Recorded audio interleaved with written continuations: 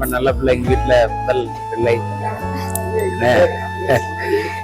என்னை தகப்பனாராக ப்ரமோட் பண்ண முதல்ல தான்.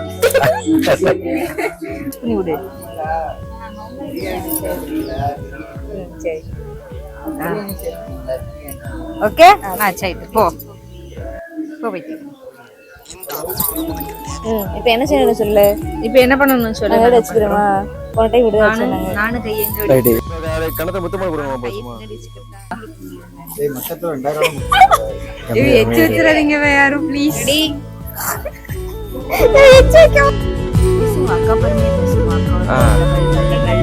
அம்மா மாதிரி அப்படி சொல்லுங்க.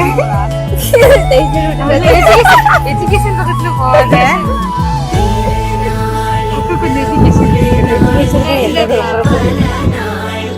இதெல்லாம் ரெடி பண்றது நான் தாங்க.